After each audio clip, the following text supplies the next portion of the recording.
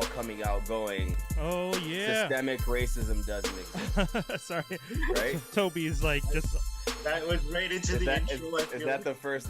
Yeah, first thing I everyone was heard? sorry, like, I just realized that's, like the music was dying down. Like, oh no, wait, how are we gonna? You know what? We're going to title this podcast "Systemic Racism Doesn't Exist." I just want to get that clickbait going. Oh, I don't want to use that. I don't want to use For that. anyone who wants to hear the whole story, you find us on the part. Wait, what's it on, Brian? The thing before this? Mixler, the audio. But Mixler. just go to franklinarmstrong.com/live, man. Yeah, franklinarmstrong.com/live. We're usually on there before we come on Facebook Live for at least the first 15, sometimes 20, sometimes even half an hour has happened. But we're just chatting before we go live. Yeah. And we talk about a lot of random shit.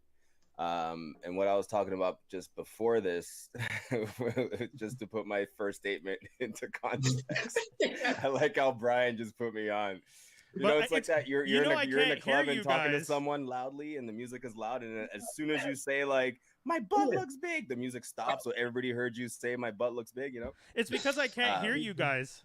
Like when I have to play the intro, I have to mute you guys, so I don't hear anything you guys are saying. Oh, that's amazing. So that's why I tell you sometimes I'm trying to like make it clear. Hey, by the way, I'm playing the intro. It means I can't hear anything you're about to say. See, Freaking love that mask, Brian. Thank you, Geektastic Cypher mask. Killed it. Mask gang. Got my little ninja mask game going. Yeah, okay, you know what? I'm not even gonna go into it. Is it gonna be on the episode? No, I usually only start the episode after the intro. So. I see. Usually, well, how about today? How about today we make it something different? Yeah. I completely miss. I have no clue what you guys talked about. Exactly. So you should listen to it and then leave it on the podcast, then play the intro, and then let them listen to what we're talking about. That's now. fair. Yeah. People of Earth. Welcome to another fantastic episode of Montreal's number 3 favorite podcast of all time. We did it. It is of all time, but it's only just for 2020. But still, we did 2021 it. or 2019 or 2020.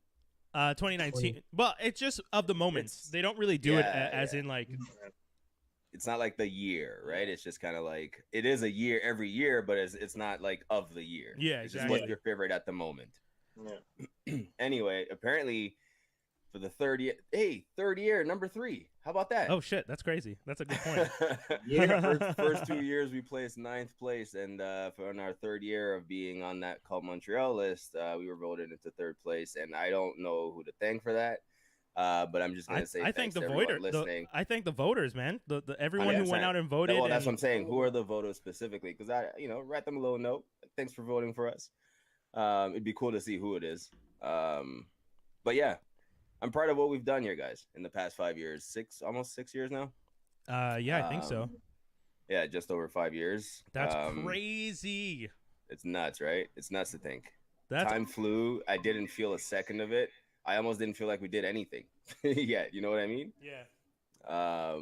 But it's kind of nice. It's kind of nice to have this be, honestly, probably one of the only few staples I've had in my consistent things in my life for the past 5 years.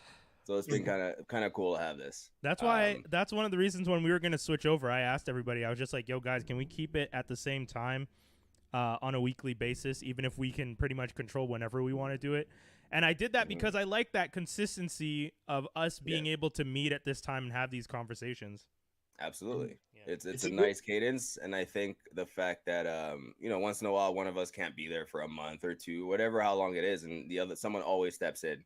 And shout out to Dave, Mr. Kojiel over there, for stepping in for Jawz D, who's forever a member himself. We actually want him back soon. But it's been nice talking to you too, Dave. Thank you, sir. This crazy white boy. Adds a different perspective to the flavor we bring. You know what I mean? Right. I definitely think it's important because there's a whole bunch of stuff going on in the world, like you guys were talking about before. I assume. Yeah. And I feel like it's good to just have someone who, on the outside looking in, you can't see the trees from the forest, right? So if you have Dave to just give his 2 cents sometimes and just be like, hey guys, these are some of the things that I have been noticing. I'm equally sad about this stuff as an ally and a person who recognizes the importance of, black people in the community. And honestly, that's exactly what we're kind of talking about before, is the fact that before we, as in me, you, or anyone of color who's gone through these trials and tribulations, we normally complain and talk about it within ourselves. We rarely have that conversation with our white counterparts. Oh, yo, I actually had that conversation with my friend. I just had that conversation with one of my friends the other day. She was saying... but I see a lot more of those conversations happening. Yeah. She was saying how her boyfriend... Oh, no. It was a post that she saw. But she was saying that if your black friends aren't talking to you about racism, they're actually just your black acquaintance. Oh. And I realized, like, that's true. True. Any of the people that I genuinely talk to, any of my white friends that I genuinely talk to about the things that I face, or the people that I feel comfortable telling my story to, and any of the ones that I don't necessarily feel like talking to them about that stuff, is because I don't want to have a deeper discussion. I don't think they would feel, I don't think they would empathize maybe on the same level, or our relationship is surface level. And then I'm just like, oh shit, yeah, those are acquaintances. Those aren't friends. That's crazy. That I get the sentiment behind that. It's a tad harsh, but I think it's okay that it is. Just to get the point across. Yeah. I was about to say that. Yeah. Wow, that's deep. I was not expecting that right there. Because There I'm you like, go. man, you know what? It would be nice to actually talk about it more frequently and just kind of get different perspectives, and really just to quote unquote educate people and educate myself. If there are things I'm misinformed on, I'd like to know as well. Yeah. In a healthy conversational forum, it's okay to butt heads, just like in any situation, but always know that the end goal is to understand each other. Yeah. At the end of the day, that's the key thing. It's all about the equality of presence, period. So yeah, I would definitely, and I have been myself, having those conversations more, and by posting these things on my only social media that I really use, Instagram, at thatfitdude, if you want to follow me. I just share things that I know, and I found just by doing that, people are actually reaching out to me and going, "Hey, like, shit, I didn't know that." Like, oh my this god, is, the amount of people who said that to me. This is disturbing. Yeah. Like, just posting the horrifying facts, like things that actually did happen that has been, for lack of a better word, whitewashed in history, and things that are just, now history is just a bunch of fluff. It's like, we went to this place and we conquered, but like, how did you conquer? Like, what went down underneath all those things? You know, where are the black historical figures that actually made a difference in this country? The Spanish ones, the whatever different ethnicity one. And then obviously, like, showing people the actual trials of generations past in the black community. We've spoken about Tulsa before. There was a bunch of riots in New Jersey. I posted again recently on my story. I have a whole list of different points in time where black people tried to prosper in different parts of America. And either the KKK or some white delegation decided they did not want them to prosper and came into their community and burnt it all to the ground and murdered people in the streets. Dude, I realized the other day that Central Park, I've always said to people, I don't like Central Park. There you go. Here's another one. People are always just like, why don't you like Central Park? I'm just like, because I feel like Central Park is just this weird thing in the middle of the city. Everyone's just like, yeah, but if they didn't have it, they wouldn't have any green space. And I'm like, I don't know. Something feels weird about Central Park. I just never liked Central Park. It's beautiful to see, but it's something about it I didn't like. And then one day was it my post? No, I actually knew about it before I saw your post, but it is important that people share that story. That was the first time I learned about it, because now I'm doing more research into the things I know, right? Yeah.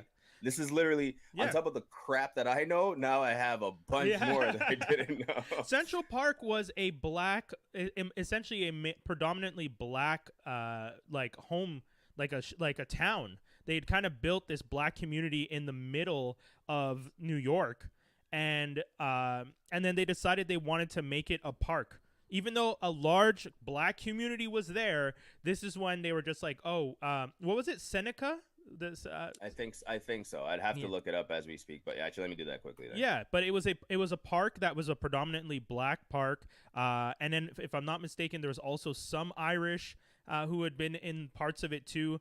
And Seneca Village. Look up Seneca Village on Wikipedia. It's got the history for you there. And then at one point they decided to build Central Park because New York needed this green space in the middle of the city that was going to be this beautiful, important, wondrous park that would reflect all the wonder of New York City and the culture that it was bringing. No, it was just an excuse to move black people out of a neighborhood that they had built. And then that's why the north of the island of Manhattan became a predominantly black community, because they moved out of the park and into the northern part of the city. And New York will and they erased that history because Central Park is not, they didn't keep the name Seneca Village, and it's not referred to. It's not in the time that I discussed American history in school, or if I learned about New York's history, no one ever talked about it. Even when I did Black history in school, that's what I'm saying. Yeah. This was news to me. I go to New York all the damn time. And did not know this at all. Yeah. And then this started making me question almost every single thing around me. Yeah. And it's just like, okay, just to sum it up.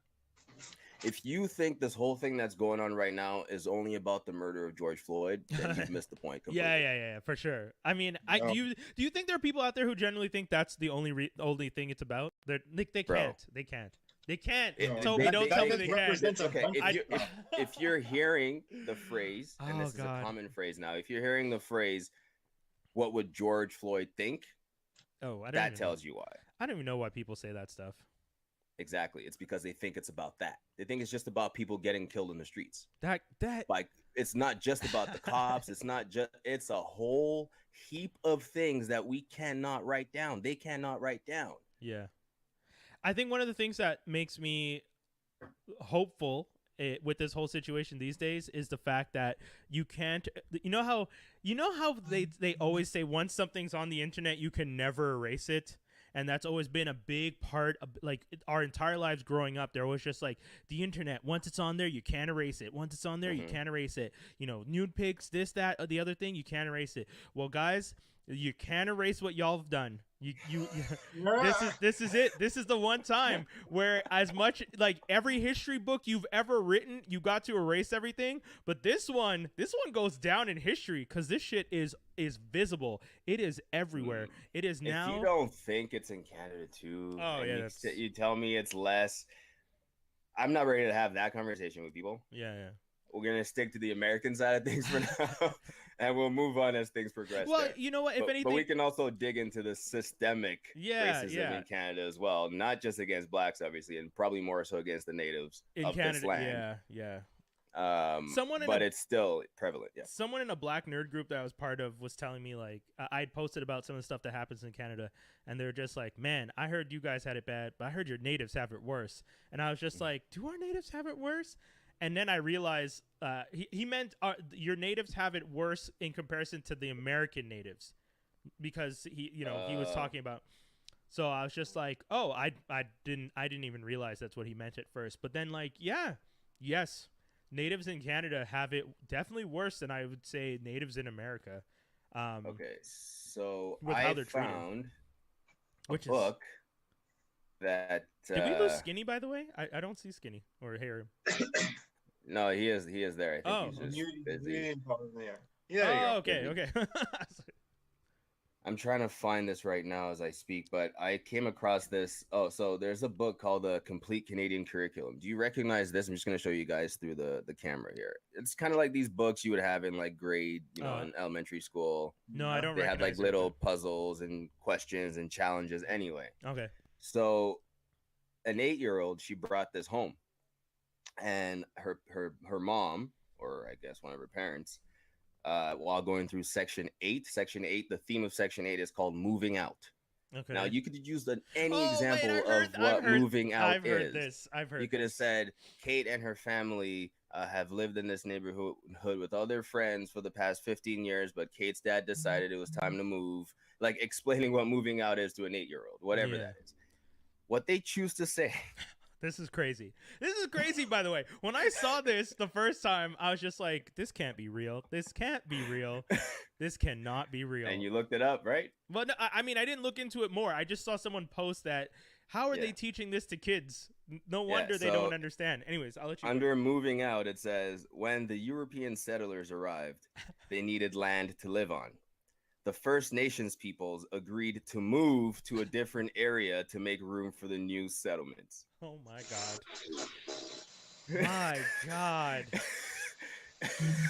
And I would just like to point out, we're laughing because of how insane it is, not at the situation. We're just laughing at the idea that someone decided to write a history book and in writing that history, decided instead. No, it's not even history. They're explaining a concept to a young child, and the way they're explaining the concept of moving out is to lump a drastically detailed historical moment in with the simplicity of John's dad moved out. The Native Americans moved out. Like, you have to be kidding me.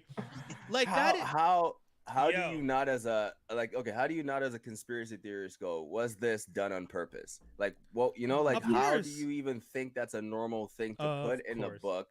But it must be, again, I also blame it on ignorance. Those people putting it in there don't know better themselves. Oh, wait, hold on. No. They knew better. They did it on purpose. Toby. I can't speak to that for a fact until I know for a fact. But you know what? I know exactly what you're doing, because I always do the same thing. We are playing devil's advocate, and you and I love to live in facts. We wanna definitely present a factual statement and argument. Yeah.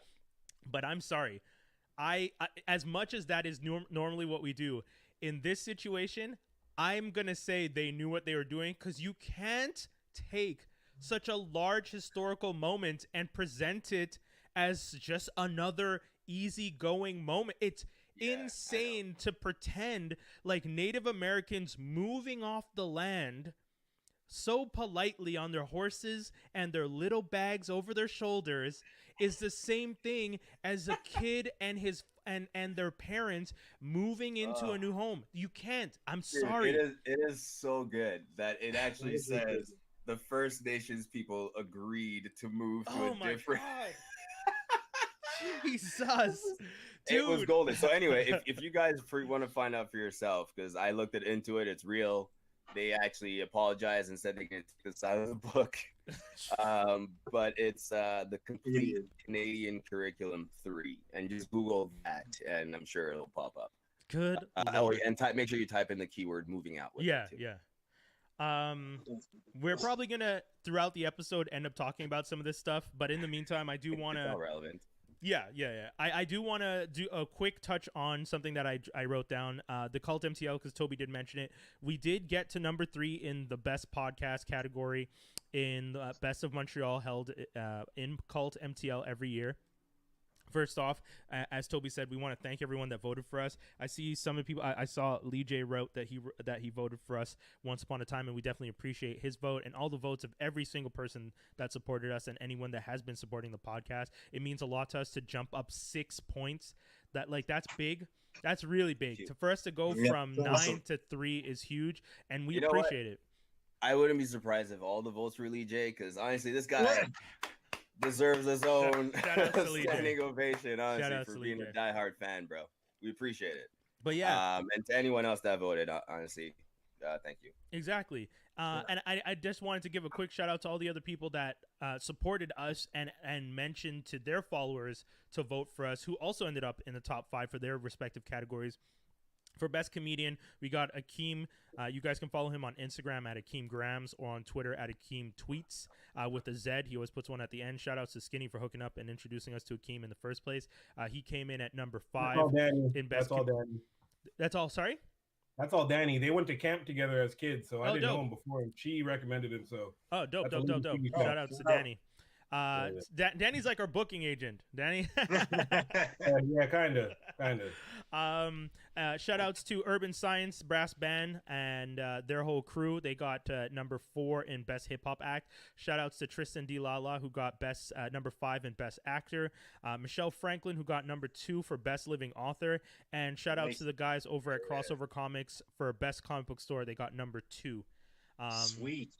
Yeah, man. So that's I just wanted to give a shout out to all those people. I think that it when I spoke to the people over at Cult last month about them releasing the magazine, last month they didn't release it as a physical. They only released it digitally. This month they are releasing a physical because there was the expectation that things would be opening up slowly. And they're correct. You know, restaurants and businesses are starting to open back up in and around the city of Montreal and pretty much a lot of places. I'm still a little concerned, but I do have my mask now, so I'll probably feel a little bit more comfortable going out in public. I don't think I'll be going to a restaurant anytime soon, but if you guys do want a physical copy of the Cult MTL, it's gonna be back in its usual spots, cafes and whatnot in and around Montreal and anywhere else you can pick it up. So I think you can just check out on their website, cultmtl.com, and you can find it there. But yeah, that's pretty much all the things I wanted to mention. Just real quick, because yeah, that was pretty big, man, for us to go from 9 to 3. I was hoping who is it? Was it you, Tobi, that was just like, yeah, man, I just want to be we're jumping to top spot. You said you're just like, yeah. So to you, man. I said number 1, but I mean, I'll take 3. That's okay. Yeah, you know? Yeah, I was not as hopeful for number 1. Not. Yeah, you guys are like, even just moving up 1 spot would be all right. I thought deep down we'd crack 5. Legit. I thought so too. I wanted to think so, but I also didn't want to get my hopes up and then be sad. Honestly, I've looked at the numbers recently, and the numbers speak. I had a feeling that it was going to happen in that sense. True. Yeah, and we'll just keep pushing. Yeah, We're man. Just guys just having conversations, and we decide to just record it for everyone else to ridicule. So it's fun. It's never easy to put yourself out there. So I love doing this podcast, man. That's one of the things I genuinely like having these conversations with you guys. And one of the things that we talked about is the fact that being in quarantine, this is the 13th episode we've done this way because the world got. Wait, hold on. We've done 13 quarantine episodes? Yeah. Yeah. Oh, yeah, we've done 20 episodes this year, and 13 of them have been in quarantine. Wow. Yeah, that's it, man. Like, that's the other crazy part. Like, it's been a really wild, insane, emotional couple months. When you think about it, like 3 months of being home and dealing with everything. So, that the other thing that I wanted to say is thank you to you guys for being the team that I get to do this on a weekly basis with, that makes it fun for me even if I'm in quarantine. And thank you for everyone, Devin, Lee J. Today we have Lorena, Jay Grizz, who else? Mark Phillips. Yeah, Mark Phillips, like all the Eva, who just started watching, and anyone who's been joining us or has joined us in the past 13 weeks that we've been dealing with the quarantine, that turned to us for a little bit of a respite with regards to everything that's happening. We appreciate it because we just like to talk shit and fuck around, and that and it's great that you guys like to tune in and do it with us. So yeah. Sometimes it's fun, sometimes it's serious, sometimes it's a mix of both. Sometimes it might not be for you, it might just be for us, but we're still here doing it anyway. We try not to be selfish too many times. Especially those moments where we geek out. I feel like we forget people are going to listen to this later. True. There've been times where we've got into like deep geek conversations, and I'm like, oh man, I don't know if that was accessible as I think it is. Like, I remember, shout out to Andy, one of the guys that was tuning in from the beginning. I still think he tunes in every once in a while because I see his comments. Shout out to Mark. He just wrote hello. But Andy was saying like, yo, one of the things I like about your podcast is you guys make it accessible. Like, if I don't, I never feel like I'm listening to like, highbrow snobby nerds. Like, you guys will talk about it and then break it down so I can understand if you feel like people might not get it. Yeah. But there's definitely conversation. I find myself doing that a lot. Like, once someone's talking and I feel like, oh crap, the people listening are not going to get it, I'm going to be like, oh, so in case for those listening, you feel like you got to explain what you just said. But it's all part of it. Yeah. Skinny, you're quiet, bro. What script are you reading today? I know. I'm just, I'm doing not much. I'm hanging. I'm good. He's sporting the Fantastic Four shirt. Is that a nod to our homie Josh, the director, who went out publicly saying, I tried to get y'all a Black Sue Storm. The studio wouldn't give it to us. He's talking about a trilogy. I don't believe this dude anything. needs to shut up. But sure, if that's what it is, yeah, that's what it's for. Yeah. But I mean, this man needs to stop talking. Listen, dude, your career, you've burnt it. You did the Chronicle. That was dope. You went on to do Fantastic Four. It was not good. You can blame the studio all you want. It wasn't good. Let it go. Stop trying to bring it up. Stop talking about doing more. It's over. And then you did this Capone movie that, again, one of the things I always ask is, did we need a Capone movie when Capone is old and not really a mobster anymore? He's lost his mind to syphilis and is like crazy and they're saying he has the mental capacity of a small child at this point. Why is that a movie I would need to see? What is the point? But Josh, for some reason, thought, "Hey guys, this is how I'm making my comeback." Like, this movie? Nah, I don't know. Yeah, I think for Fantastic Four, there was like two things going against him. The first is that the studio had to use the property before they lost the rights to it. Yep. Right. That in itself, and having someone who has a script and some idea ready to go was working against him, because there was no one there to go, yo, your shit is shit. Yeah. Rewrite this. They're like, you know what? They're like, you know what? That'll do. We just want to put a movie out, put some big name guys on it, pay them just so we don't lose the rights to these characters, which they eventually ended up losing anyway, because nobody's not gonna go on to see. Yeah. Yo, it's so aggravating when you think about the fact that Disney came along and bought out Fox anyways. So you guys made that trash ass movie for nothing. Reason. You spat on the name of the Fantastic Four for absolutely no reason. They did the same with the X-Men, man. I'm not gonna lie. I think they knew they were gonna be bought out eventually, and just decided to shit on as many properties as possible. Fox's last laugh. It's not even that the movies were bad. Okay, yes, they were bad, but it was the reluctance of them not wanting to do what the fans were clearly telling them to do. We were directing the movies for them. We gave them the stories. We gave them the character lines we wanted. Yes. And for no matter what reason, either Kimberg or whoever it may be, always are just like, no. Yeah. I don't want to do that. Yeah, the decision to not go for the costumes. Yeah. Why? That's huge. That's literally the reason why Marvel is like the MCU's winning. Yeah. You have all these different costumes. The toys are selling like because of that. I get it at first. If you don't want to try it back in 2000, you guys are like spearheading the whole superhero thing. Sure. No, they weren't. They weren't the first to do it. They weren't the first, but they were the most popular. I agree with Skinny. They like X-Men and Spider-Man was Sony, but so X-Men and I guess Blade. Yeah, those were like the OG. Superman. You guys can say it all you want, but they did make quite a bit of money. Yeah, Batman. yeah. No, I always said it was Blade. Blade's the one that changed the tide. But that's what I'm saying, because Toby, you're talking about movies that are what, late 90s. Well, no, first Superman is late 70s is the first Superman. Then you go into Batman, you're looking late 90s, late 80s, early 90s. Sorry. Yeah. Then you have a kind of a gap. There's like not as many super big superhero movies. Then like Dave said, Phantom. Yeah, and then like Dave said, then you start getting into like Blade. You start getting your Spider-Man, your X-Men. So that's when Marvel really solidified itself as like the go-to for which characters people want to see on the big screen. And then 2008, Marvel shows up saying, "Hey, we actually own some of these characters. You motherfuckers are making famous on these big ass screens. Maybe we should get in the game. Hey, who's a character we have that no one gives about? Oh, Iron Man." Yeah, just throw him on the screen. Favreau, what are you doing this weekend? I would love. I don't know if there's been an article or some kind of information on how they arrived on. Oh my God, yeah, that conversation must. I would like to know why they chose Iron Man. To this day, I never. Iron Man. Even if you were going to do Avengers, I was surprised you chose Iron Man. Well, okay, Skinny, what were you saying? Sorry, they have this thing where they go with the most ridiculous shit first. Right? So he's not wrong. If you could make the most, if you're going to try and push things, people are going to believe in a as Guardian and Thunder God. People are going to believe in a Captain America, but everyone's going to be like, what the fuck you mean Iron Man? That doesn't even make sense, right? That's why for the second go around they did Guardians of the Galaxy. People are like, really?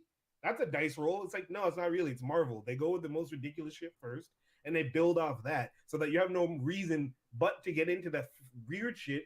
So that you know what's up with the regular stuff you're probably into. Yeah, I see. I can see that. Yeah, I agree. Because Iron Man, Hulk, Captain America, Thor, it like makes sense. Yeah. Wasn't the Hulk movies before X-Men?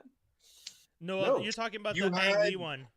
Ang Lee, Hulk. That's Ang Lee wasn't before X-Men. No. It was the same year, wasn't it? No, not even the same year. He's after. It was after. But you know what? It's after X2. But the other thing is, if Feige was actually sticking to, and once again, this is one of those moments where we get real geeky out here for you guys. So if you guys are not as knowledgeable about this stuff, stick with us. This is more of the movie stuff. It is fun. Follow us if you will. But for those of you who know, the Trinity in Marvel is considered to be Iron Man, Captain America, and Thor. The idea being the money, so Iron Man, the man, so Captain America, and the God. That's the trinity that they're trying to build. So when you start with money, I mean, that makes sense. Here's a guy whose only claim to fame and is that he's very smart. Well, they're all very smart, but he's very smart and he's rich. Mm-hmm. So he's the money. Then, and he's also, I would say that he's the brain. Then you have the guy that comes along who is scrawny as hell and hides behind a trash can cover, but will fight till the day he dies, and that's the heart, and that's your Captain America. And then you have your strength. You have, I mean, I guess you could argue between Hulk and Thor, but if you're sticking with the ones produced only by MCU, you have Thor, who's your strength. Yeah. So that's what they were building. That's that trinity. Yep. And then so if anything, funny enough, we answer our own question. That's why you start with Tony, because you start with the brain, then you give us the strength and the heart. Okay, another interesting dichotomy. Yeah. Okay. Either way, I'm pretty sure there's some footage somewhere of them talking about it beforehand, and probably laughing to each other and saying, this might not work, but we're Disney, we have money. Yeah, we can try again. My question to you guys is, who do you think the starting lineup of the X-Men is going to be? Starting lineup. If they're smart, I would really like that they go with the OG. Yes. So, if they're smart. I feel like they're going to do that and also throw in Havoc and Polaris just because. Interesting. Because in the comics, in Giant Size X-Men, by the time they save them, Havoc and Polaris are on the X-Men. So I think they'll do that, but they're not going to give you Wolverine right away. No. They might give you Storm right away to save time, but I don't think so. No, I think if they did it smart, you'd have the original X-Men be in this movie, and then by the end, there's like a tease of what's to come.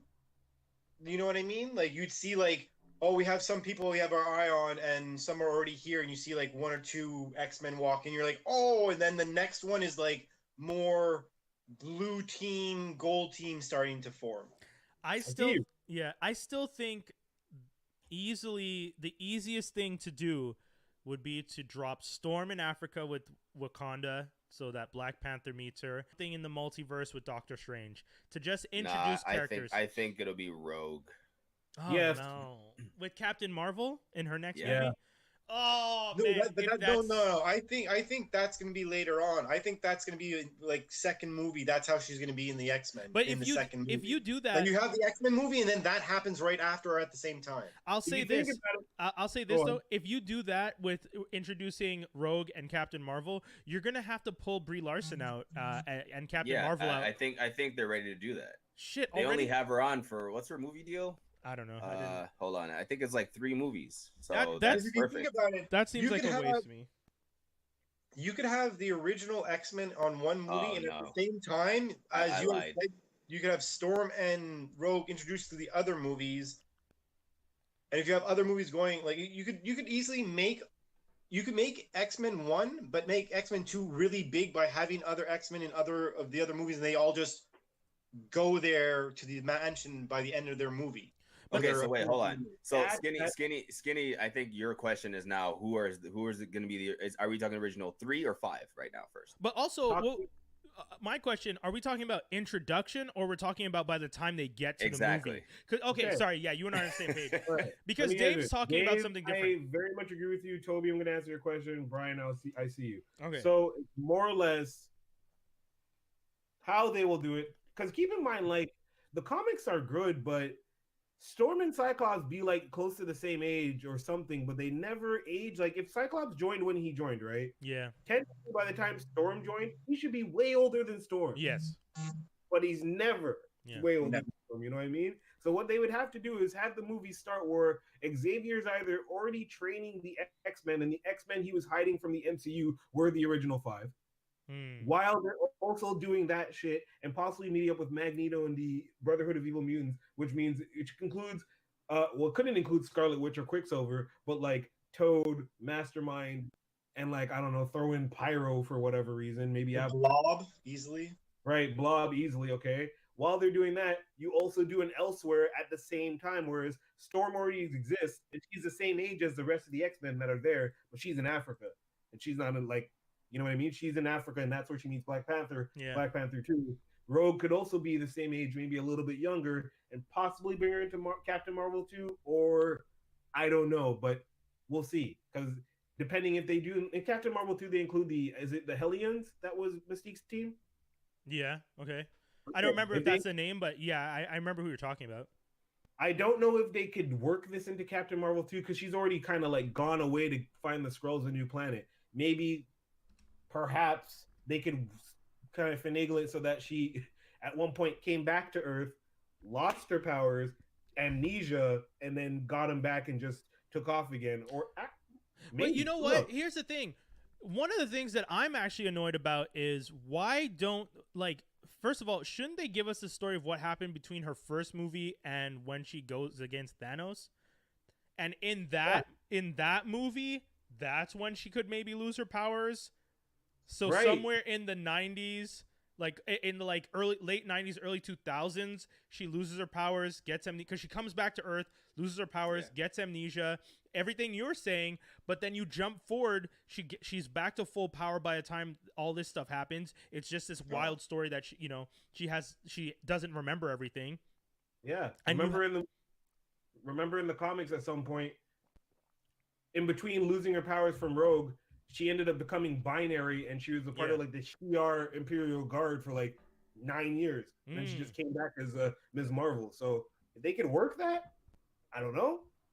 Okay, so by your definition now, the team already consists of Rogue, Storm, and not Rogue and Storm. No, they're not. They haven't been recruited yet. They're just the same age as the regular X-Men. The team consists of the original 5: Cyclops, Beast, Angel, Jean Grey. Yeah. And what? Who am I forgetting? Cyclops, Beast, Angel, Jean Grey. Iceman. Iceman. Yeah. Bobby Drake was one of the original. No. Bobby. You guys have to bring Bobby is one of those important characters for multiple reasons. One, he's an Omega level character, and two, if you're going for the LGBTQ, he's an outed character now. And I know that's unfortunate that I'm thinking like that I'm thinking corporate and how do you do diversity, but I know that's how Disney and Marvel will think. I'm being realistic, if anything. So you could tell the story through his eyes too, as a youth lens. Interesting. How about just Cyclops? I'll give you Iceman and Beast, because Beast is Beast. Yeah. Angel, I'm a little hesitant on, but I'm okay with that, I guess. Yeah, but that's an all-male team at that point. I'll tell you why you need Angel. I'm trying to think about his validity in this, because I'm like, do we bring in Jean Grey again? Yes, no, you have she to. Not be in the... Oh no, wait, she has to. She's in the top 5 for sure. Yeah, she's an OG. The only thing she's an OG. You could introduce Jean Grey, who's kind of already dealt with it though, if they really wanted to. My problem with Jean real Grey quick, existing. Jay Grizz wrote, apparently Rogue is being introduced in Captain Marvel 2. What about the lame ass Dazzler? Dazzler's there. Stop that. Don't do that to Dazzler. Dazzler had her moment. Dazzler's hard. In the new X-Men movie. They showed her putting on a show in the woods. Oh yes. I was trying to remember. I was just like, wait, when was Dazzler there? It was a quick 5-second shot of her putting on a show. But man, I just don't want to put Jean Grey in, because I feel like when Jean Grey is in any situation, I know. Can we just can we retcon her? Because she's important. She's important, but she's important to the comic verse. I feel like to the movies, they write things into a hole, because it almost all leads up to this damn Phoenix Skinny's making event. a face. Take a breath, Skinny. Take a breath. Wait. Skinny's face. There's multiple He got it. That was his excited face. I know. Multiple universes, right? Yeah. There's multiple universes, and at the end of Dark Phoenix, we saw her in the multiple universes. We go to a universe where Jean Grey doesn't exist. Wait, no. There's always damn it. There's always multiple universes, but there's only ever one Phoenix.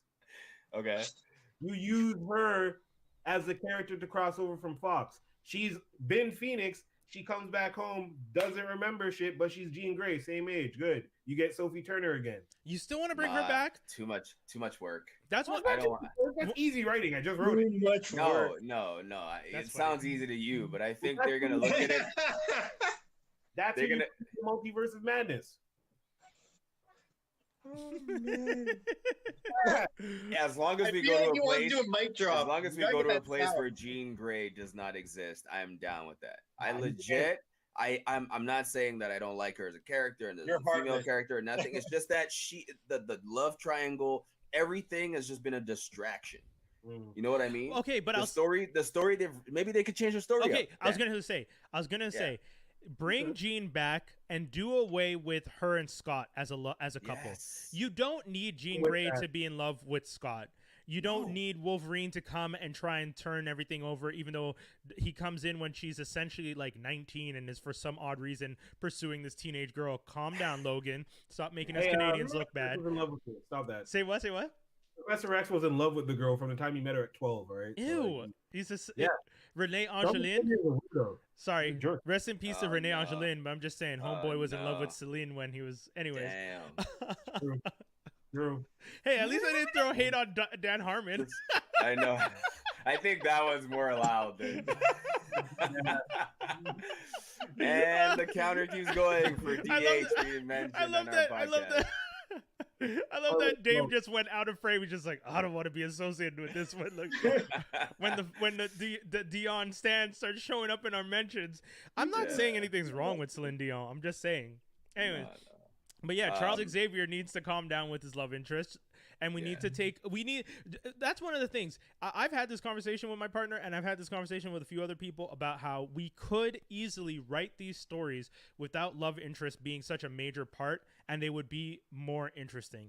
And I think the idea that back in the day they used to write the love interest because they wanted girls to feel like connected. That's dead ass. That's dead ass old school. That does not apply anymore. Men, women, non-binary, everyone's into the story now. If you write a good story, people will be there. You don't need to put in things. We don't need a damn cute. Yeah, we don't need that stuff.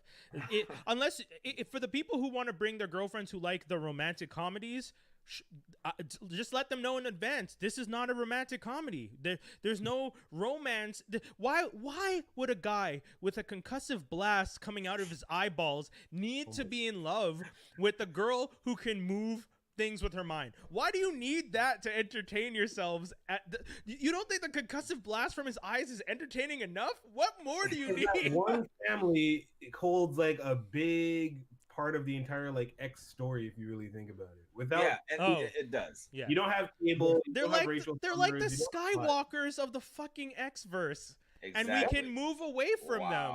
That is huge. It's dude. Skywalkers of that needs to be the name of this title. That is the name of it. I'm gonna write it right now. Yeah, write it down. That is crazy. The Skywalkers. Yeah, you could actually do that, Brian. You could get rid of their love triangle and really only kind of introduce it if they were to ever meet Cable, if they bring him back, and then Yo, hear me out though. How about this then? Well, how about there is no X Mansion? There is no X-Men as we know it. Okay. And they're just always runaways. They have a hideaway dungeon. Charles Xavier is still the leader, but he's kind of like what's it called? A faction leader underground. Oh.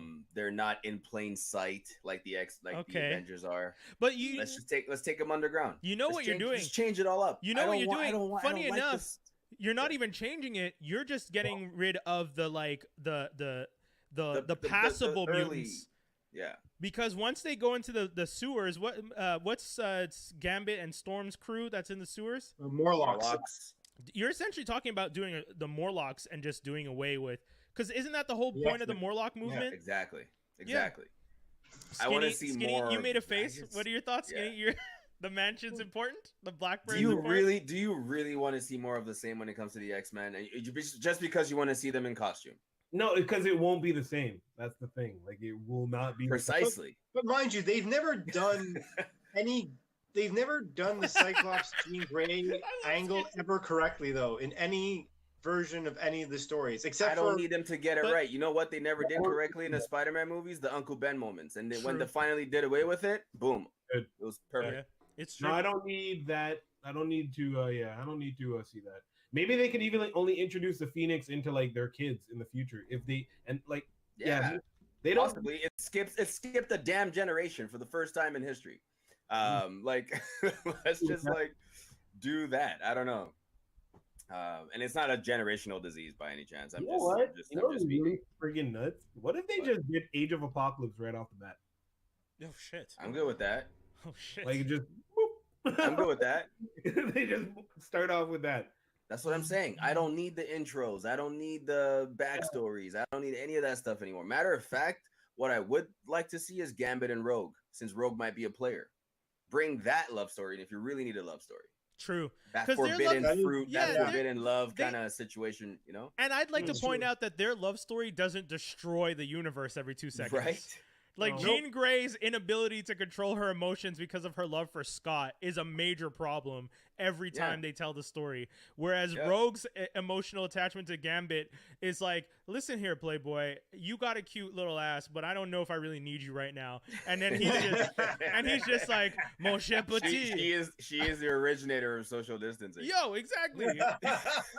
Meanwhile, you have Gambit's just like, bon, mon chéri, I'll show you the love. And it's like, okay, cool. I show you the love. He's legit Pepe Le Pew. Yeah, these two are just they're just a weird love relationship, and you're just like, okay, I'm here for it, whatever. Yeah, it's interesting too, and like just to see the way it motivates Gambit as well. Yes.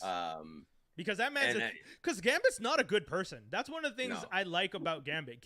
He's one of my favorite characters, but let's not pretend like Gambit does things because he loves people. Gambit does things because Gambit wants to make that money, and then when he meets Rogue, he finally realizes, oh, I can kind of fucks with somebody like this for a while. And he sticks around. And that's it. It's not because he cared that much about the grand story of saving all mutant kind. His name is literally Gambit, the definition of the word. Yeah. You know? And unfortunately, one of the things that they'll need to address a bit more in the comic book, in the movies, is people who can pass and people who can't pass. Gambit can pass. Gambit does not have to use his power publicly or any at all. He doesn't, and he can control how much charge he puts in things. So if Gambit never needs to blow anything up, he lives his life as a human being under disguise. Rogue lives her life as just a girl who likes to wear gloves and looks a little eccentric. Well, modern universe, guess what? She would be we all look like Rogue now. We all got gloves and masks on. The one person, that's what I'm saying. The one character who would look normal right now in a movie would be Rogue, because she'd be wearing the gloves and mask, and we'd be like, that makes sense. All you other weirdos not social distancing and being close in the danger room, I don't trust you. Why are you not wearing a mask, Scott? Put a mask on, Scott. Sorry. Just exactly. Put a mask on, Scott. Put a mask on, Scott. Oh shit. That's really funny. Man. I definitely let's just do it with the regular shit. I like what Marvel's doing. I like their approach to things, and I want to continue that cadence. Yeah. So I'm hoping they're thinking on fresh new ways to bring in the X-Men, and not just, I don't want the X-Men shit. I want just mutants on the run, ready to go at any time. Listen, we have powers. I want them to get the regular stuff done first. Let me get a popular. But Skinny, one thing though, they've done so much. They've done what, 10, 12 years. By the time the movies start coming back out, they will have done 14 years worth of movies. Do you really think they should start the X-verse, or they should be in the middle of the X-verse? Yeah, it should be like. That's what I'm saying. They should already exist. Yeah. They've just been hidden by Xavier. Except for those hidden are just the original 5. We don't know what missions they have or whatever the fuck's been going on. Okay. You know what they could do is have Charles he probably did a mass brain wipe of society, which is why the Avengers and all these people were never aware of what was going on with the X-Men, even though they were a part of it at some point. You get what I'm saying?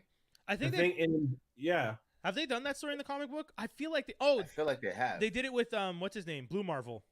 That's Blue Marvel. But yeah, you could do something of the like. Yeah. And if there's a character who can do that, it's either Doctor Strange or what's his name? I want to do it whereas Magneto and him, they're on the same team, right? Yeah, I don't want Magneto as an enemy anymore. I'm tired of that. So it would have to be post Age of Apocalypse. Well, that's what he said. Because it would take see, okay, in the beginning of the Age of Apocalypse, they had Dawn of the Age of Apocalypse, whereas Xavier was dead, and instead Magneto trained everybody. On the team was the original 5 minus, I think, Cyclops, and Wolverine had joined in his place, and Storm was already there. You could do a mix of that, whereas it is Professor X and Magneto training the X-Men, and you have, as I mentioned, the original 5 plus Havoc and Polaris, which would be Scott and Havoc are brothers, and then you have like Polaris, his daughter. Right. Silver, he could be either dead, we don't know whatever what, but then something happens whereas they need to be hidden, or Xavier did something. That something could be Shadow King. That something could be Apocalypse. We don't know. But whatever it is, it was hidden from the MCU to kind of protect them. It could even have happened within the 5 years of Endgame. Homeboy. But the thing is, I find it, as much as I'd like that to be true, I find it almost too good to be true. Yeah, like it's almost impossible for either Doctor Strange, someone to not have been aware of this rift in time. But if anything, even if they're aware, one of the things they might do is they just might not be. They're not telling people because it's better to protect. Maybe. Like imagine if you're Doctor Strange and you know Doctor Strange did 14 million different alternate realities and saw the possibilities, and now we know his movie is going to be him possibly traveling through multiverses, where the timelines did different things. But also at the same time, he could be one of the guys who knows and just didn't say anything because it's just like, hey, it's good to have a secret team of fucking mutants who we can call on if we really ever need it. The same way they did in the Sentry comic book. Or, hey, maybe we really don't need to touch on that on that. Like, we kind of have a big purple guy trying to kill us. I probably shouldn't tell them about this thing called Apocalypse. That's true. That's funny. So yeah, honestly, I'm excited to see what they do with it. I'm just glad all the properties are back. At home. And except for the Hulk, technically, but whatever. Yeah, but whatever. They still have that. Hopefully, they can work. Spider-Man 2, technically, and a lot of those side characters, but that's a whole other situation. Let's get into View the Right Thing.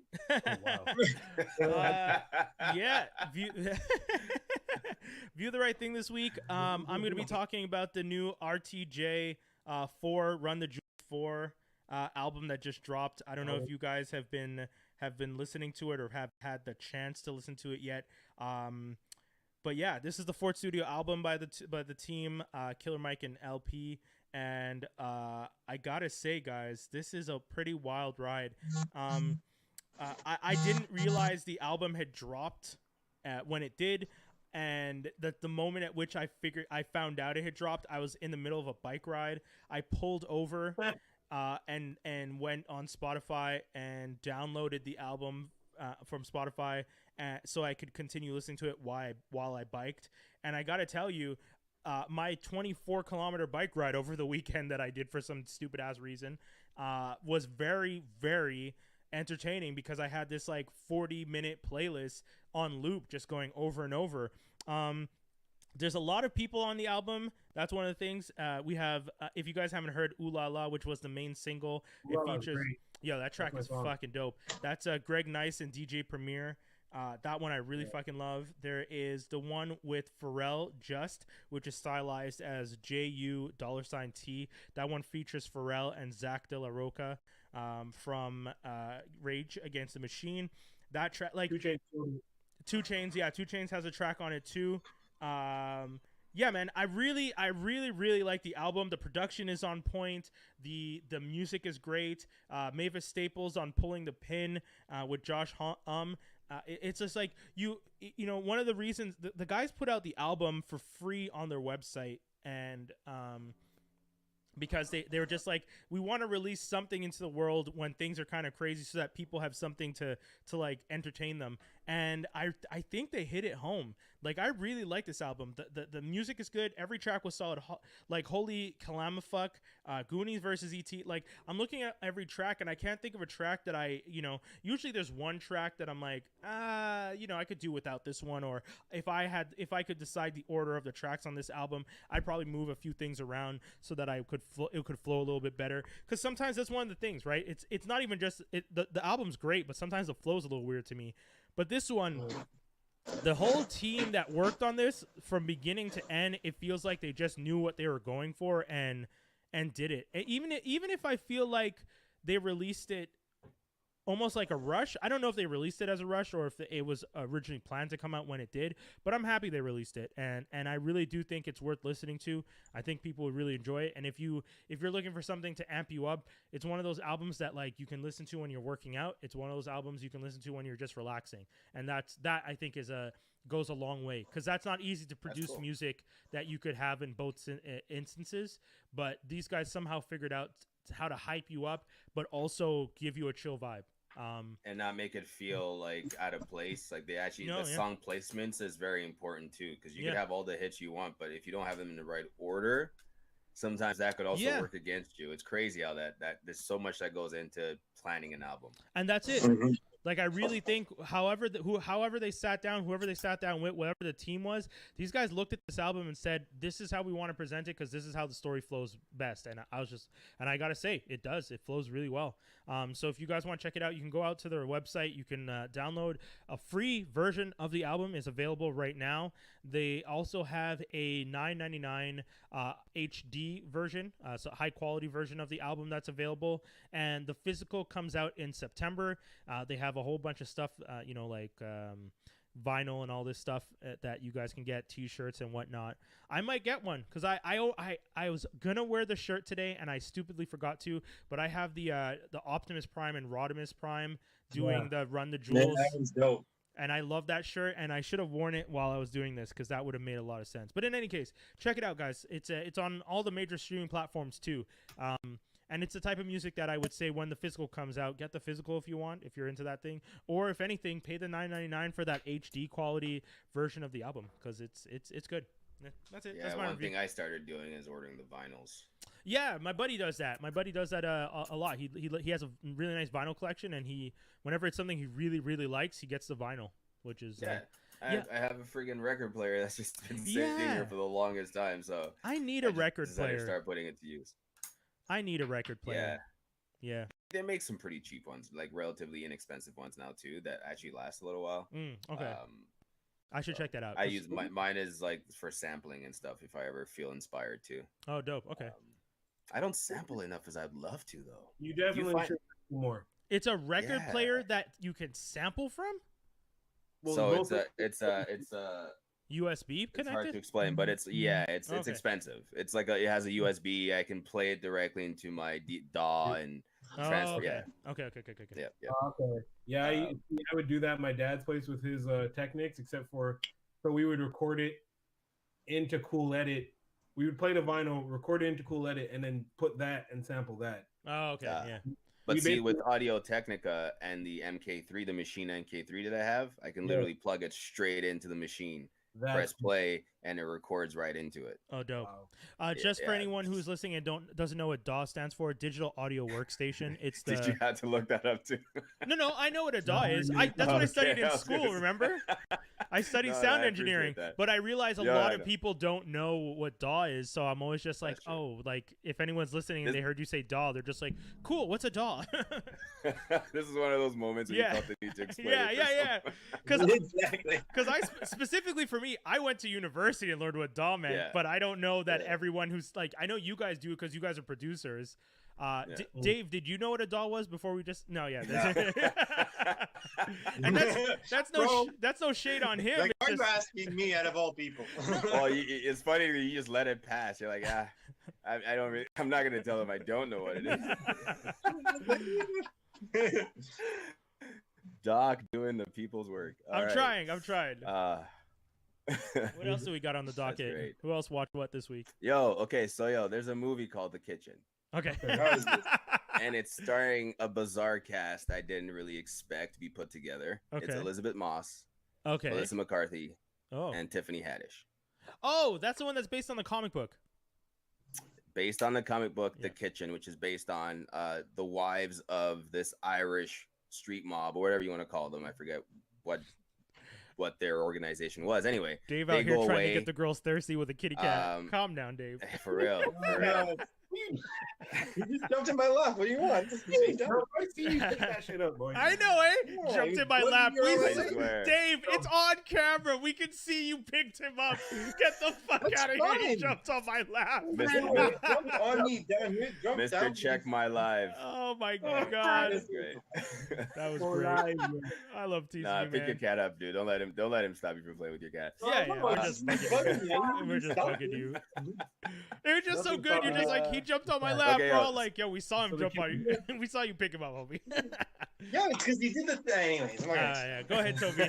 Why are you biting into this, Dave? I know. Why are you're playing into it? Oh, shit.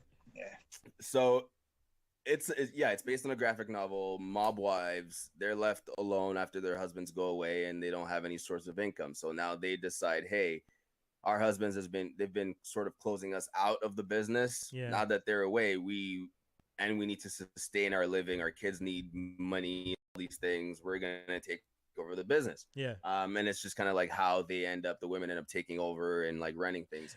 Now, Does it feel like what's widows? funny about the kitchen, Okay, sorry. it's legit widows. Okay, I was Oh, just gonna It's- ask. Yeah. So if you've seen Widows, it's exactly the same premise. Oh man. Either husbands get killed or husbands go to jail. Okay. The wives now start doing the side of the business that brings in the money, and then they start enjoying the what comes with that Okay. sort of domain.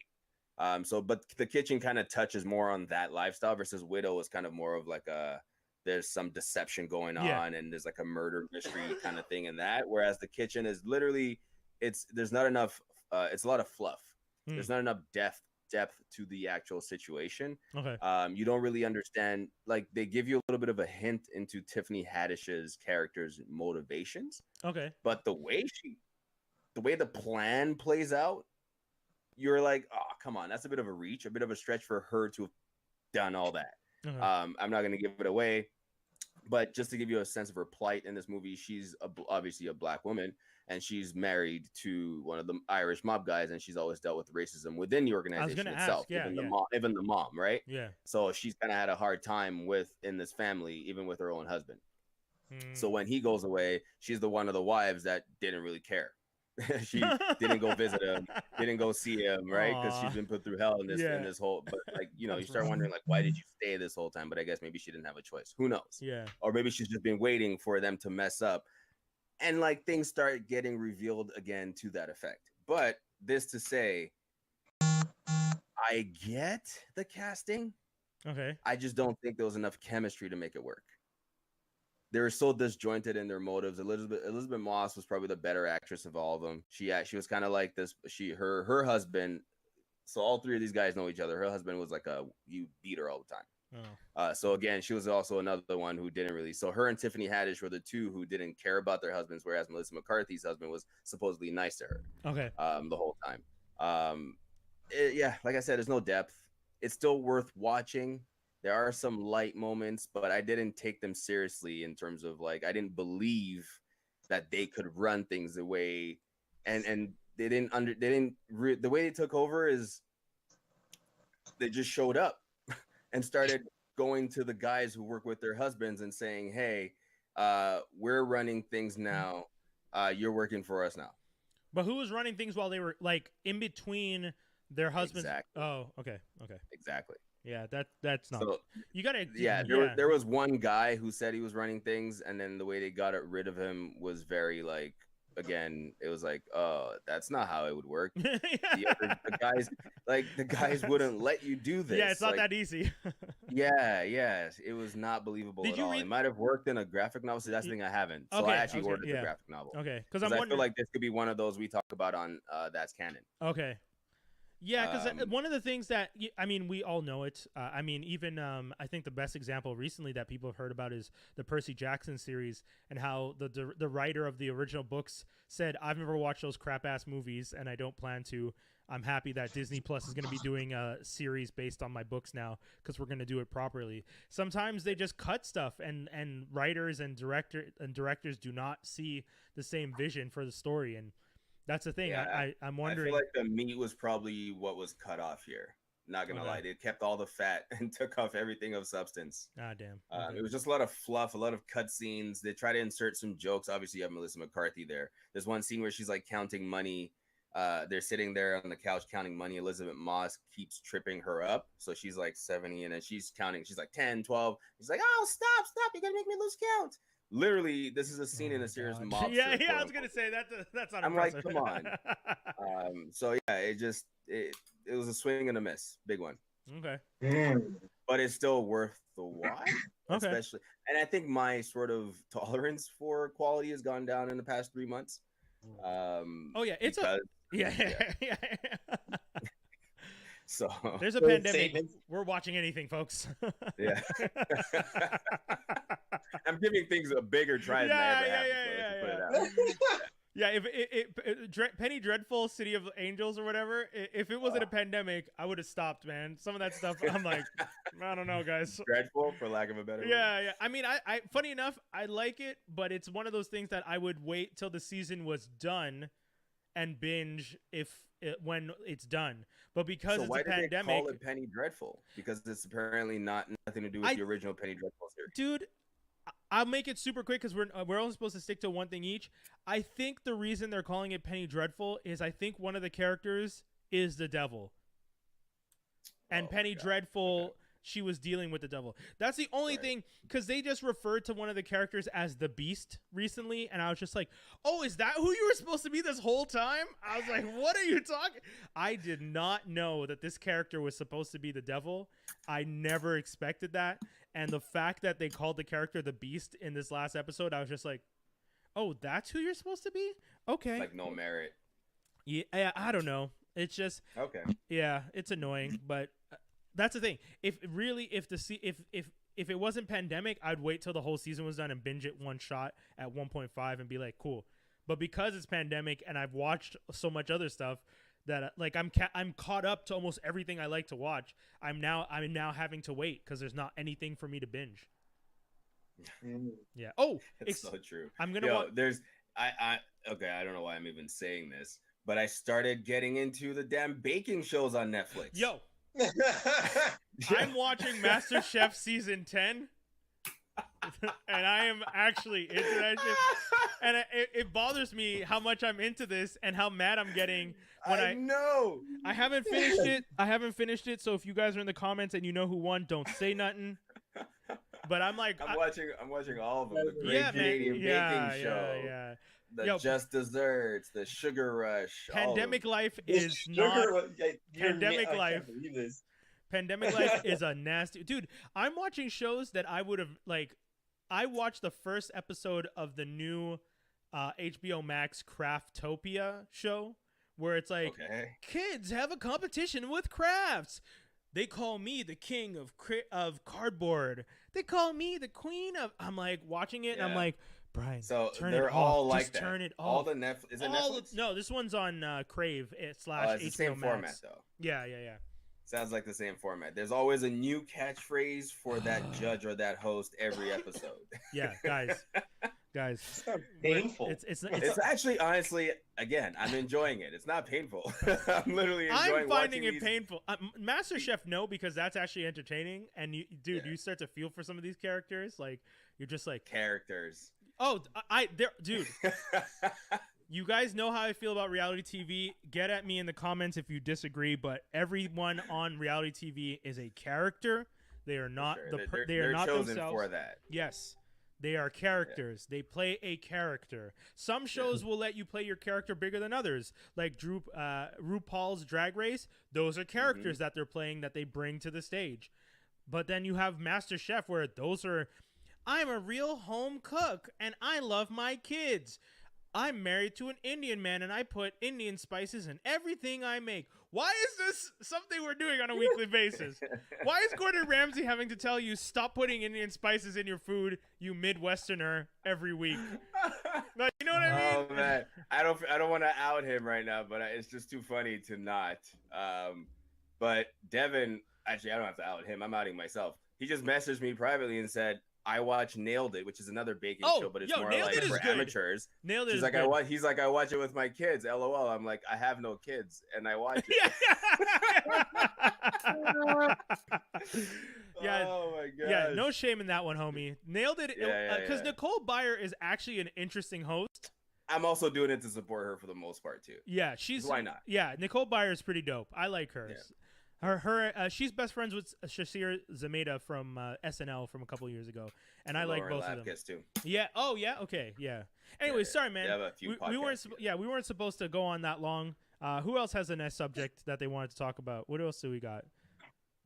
I watched Lovebirds on the weekend because of your guys' suggestion. It thumbs up hardcore. It was actually exactly how you guys described. It was like, at first you really think it's gonna be some love story, then it just goes completely off the rails. What I thought. Now, do you want to spoil it? It's been a couple weeks now. No, I mean, All right.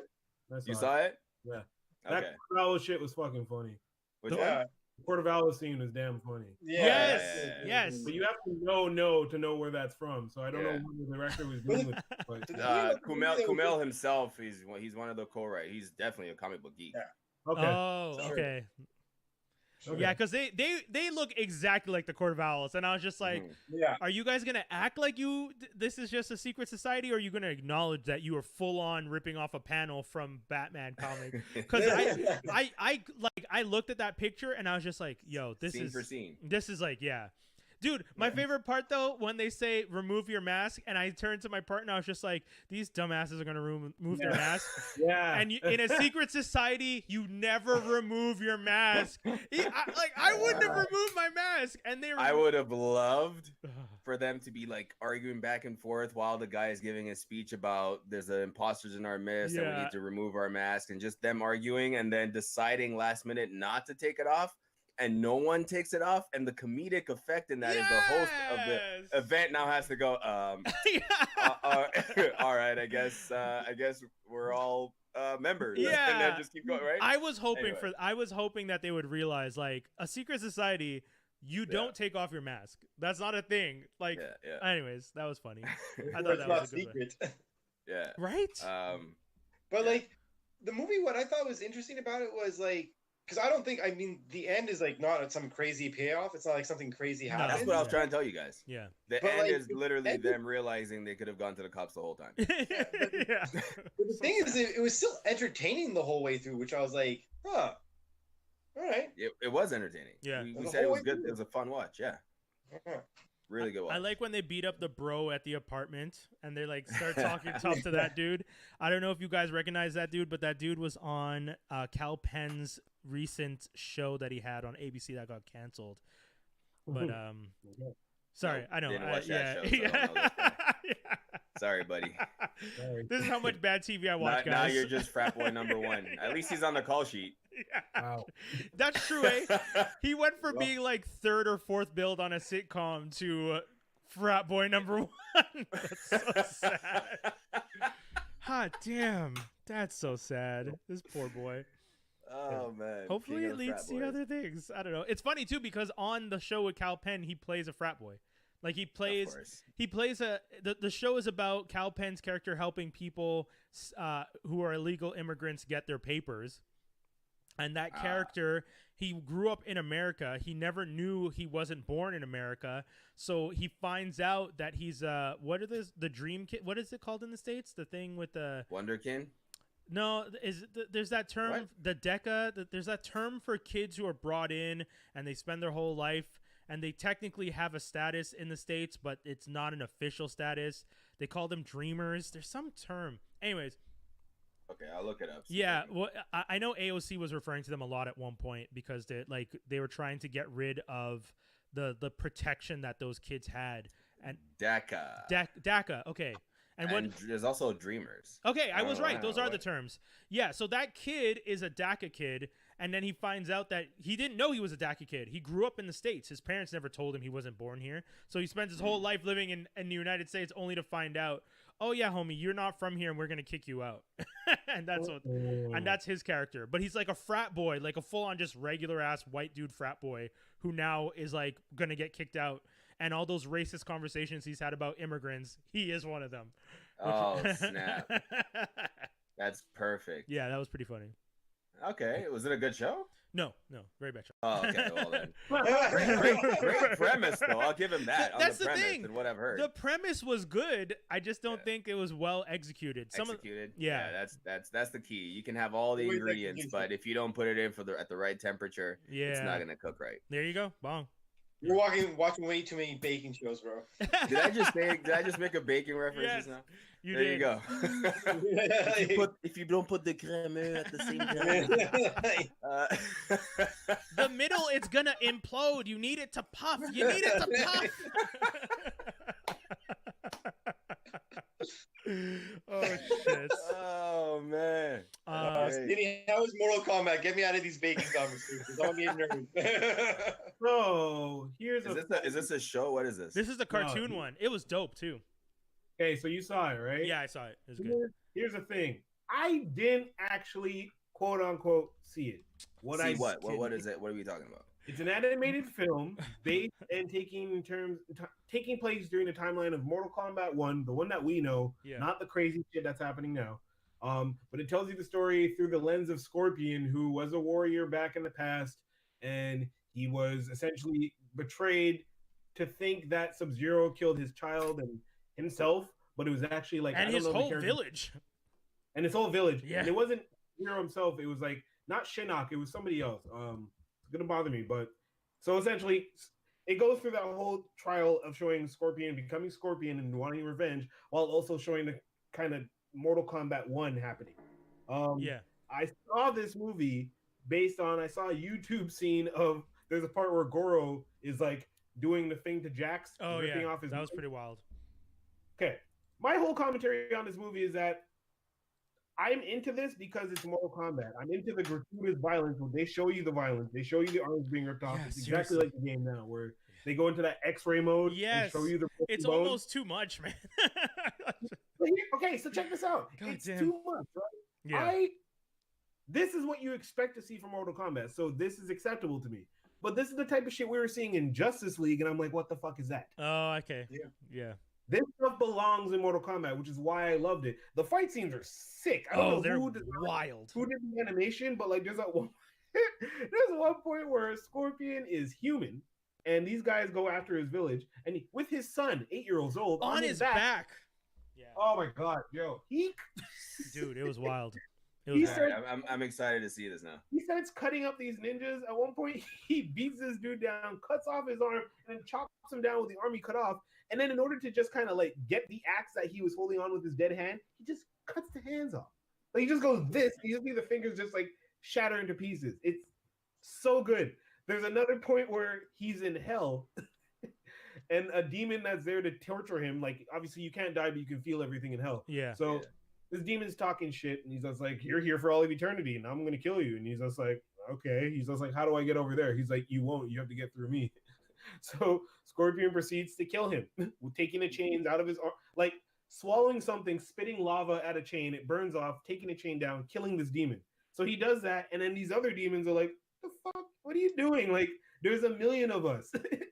He's like, "And there's only one of you." My man, pulls dude's head off who talked to him saying, "There's a million of us who will kill you." He's like, -1. Yeah. It was so wild. I lost it. It was that. Also sounds like the voice acting was on point. Yes. Voice acting was on point. Animation's on point. It kind of seems like the story was on point, and I would watch a series of this to kind of see the story of Mortal Kombat because it's not through just one person's lens; it's through multiple lenses. Yeah, it's dope. It's brutal, very brutal. Sonya gets her face mashed. Dude, people get hurt. I think my favorite character is Johnny because Johnny genuinely thinks they're filming a movie for more than half of the film. Like more than half of the movie, Johnny's running around being like, "Hey, where are the cameras?" And he's just doing shit, and you're like, "Johnny, this is not a movie, dude. How are you not figured this out yet?" And he's just like fighting people, and at one point he's just running from a dude, and he just gets lucky and ends up surviving. But you're just like, you can't just keep running and hoping to survive. Like it was pretty good. When he's fighting Baraka? Yes. He's basically almost like getting killed by Baraka, and then he just runs out of the building and it crushes him. He just dives off. You're like, no, yeah. It's fucking That's pure crazy. luck.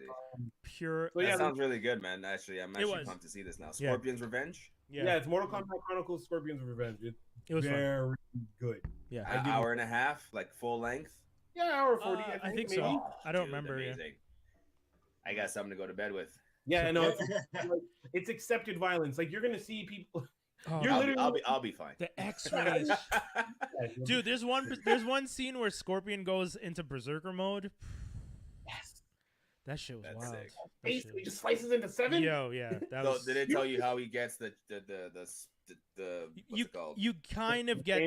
You The kind chain, of yeah. find out. You kind of find out. Yeah. Okay. They don't He's show it, chained but up with- yeah. yeah, they kind of show you some stuff. Okay. Yep. Boy, Cool. yeah. He goes in. It's kind of nuts. Yeah, Everybody. Scorpion was always I was never a Mortal Kombat fan. I was definitely a Street Fighter kid. Yeah. But was out of that- all the characters, Scorpion was the one character that I was like, yo, this guy's bad. The fact that you can just shoot that spike, pull Yeah, people towards you, yeah, and, they kicked you it know, out. he was always the coolest to me. I didn't like Liu Kang or anyone else really. I liked him in Raiden. That was it. Yeah, maybe Raiden's good. Raiden. Yeah. He's a bad guy. But the movie turned me off of Raiden though. Who was supposed to be the Yeah. bad guy? Well, yeah, because it's fucking what's his name? Wait, is Qui-Gon Raiden Jinn? is Raiden No, the not bad guy? Qui-Gon Jinn. Christopher Lambert or whatever. I his just name called Chris him Lambert. Qui-Gon Jinn, but I was Chris thinking, Lambert, yeah. Oh, who? you're thinking of Liam Neeson. He said Chris... No, I'm No? thinking of Kwai The Chang Caine. Highlander. Oh, yes, dude from Highlanders that played Raiden. Highlander. Yes, Bad choice. Christopher Lambert. But who's Yeah, Toby I said, talking yeah. about? Is that who you're talking about? No, I was talking about the guy who played Kwai Chang Caine. You remember those movies? No, sorry, man. Oh my gosh, it's what's his name? Kwai Chang Caine is you guys know this guy. God damn it, hold on. David Carradine. Oh, what's his show called? In the... He was never in Mortal Kombat. No, No, but he was like a martial artist Yeah, monk. yeah. Back like this is what David The Carradine was. The show that he TV stole from show? Bruce Lee. Yeah, exactly. Yeah. Exactly. What's it Kwai called? Chang Caine. What was the show called? You're like nothing. The legend continues. Yeah, the show is Kung Fu. I know. There was a lot of things wrong with that show. There's a lot of things wrong with Didn't that they make show. a sequel Kung to Fu it? was so bad because it was okay. There was Kung Fu, the movie, where the guy Christopher or whoever was in that Yeah. played the original dude, and then in Kung Fu, the series, The Legend Continues, I believe he played like the brother again or some shit. Like Something like that. Yeah. he played a completely different character while also starring in the movie. That's what Yeah. These people. Ricky timeline shit. And you're just like, no, like you can't do that. That's Yeah, so the wild. way he spoke, it was just kind of like you don't realize just how much of a mockery it is of the culture. I get the portrayal was bad. trying to be accurate, but like the way he spoke, everything was just an imitation of. Dude, they Yeah. stole that shit straight from fucking. They stole I it feel from bad Bruce for Lee. liking a lot of shows when I was, as a kid, you just don't know any better. Well, that's it. We don't know. Like we have absolutely no idea as children the things that go into producing a show and the people who get screwed over, and that growing up and learning about this industry is where you're just like, oh, okay, these are the things they've done to some of your favorite actors and TV shows, and you're like, especially since when you're a kid, you don't know about cancellations. So when your show doesn't come back the next year, you're just like, oh, my TV show's not back. And you just sit there waiting, hoping that it's going to come back, and it never does. Yeah. Makes you wonder if everything was earned on good merit Mm. in Hollywood. Guys, Kung Fu was American Canadian drama. Yeah, man, David Carradine is Canadian, I think, right? Yeah. the Carradines are Canadian? That whole family? Because Yeah, I that's a think so. family. That I know. It's like the dad from Lizzie McGuire's a Carradine. Hold on. Let me look. Let me fact check myself. I That's don't a think lie. the That's a lie. Carradines He's American. He's American. Oh, okay. Yeah. But the Yeah. Legend Continues was filmed in Canada. That was a Canadian show. Right? Mhm. Yeah. Yeah. You guys ready to Damn. go to it? Geek news and rumors. Do it up. That's right. Geek news and rumors. What do we got here, kids? What do we got? Netflix launches Black Lives Matters collection of films, TV shows, and documentaries. Yeah, they faced a lot of backlash in the past week for some of the stuff that they had. I don't know if you guys saw the History 101 episode 9 got pulled. That I didn't watch any of it. The episode that talks about AIDS and how they blamed AIDS on the Haitians, and the Haitians were just like, "Yep, fuck you." y'all taking that shit down. I heard the backlash. Didn't watch the source material, and honestly, me neither. Interested. Yeah, I have no interest in watching. I watched the first 2 episodes of that history series, and I was just like, okay, you guys are essentially just having someone narrate over random clips. Cool. And then I was just like, this isn't interesting enough to watch the whole way through. To find out that they had episode 9 about AIDS, and that's what the episode was about, though, that's mad disrespectful. So that's legit. Chapter 8 moving out. Yeah. Hot damn. But yeah. So that's why a lot of people saw what they're doing as kind of like damage control, not as much the support of black people, but more like that's where I don't want. That's why. This is part of the conversation. I appreciate the recognition of black culture and things that come with it, and the people within it. What I don't want to happen is to have, we're going to put up the words Black Lives Matter and that's enough. We're going to put content under black creators, black content creators, and that's enough. What I don't want is then an oversight of everything else going on.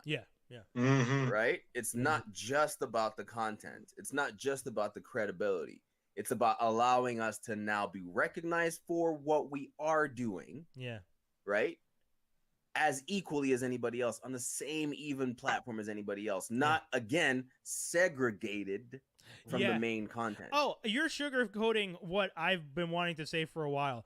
I'm trying to keep it as kosher as possible.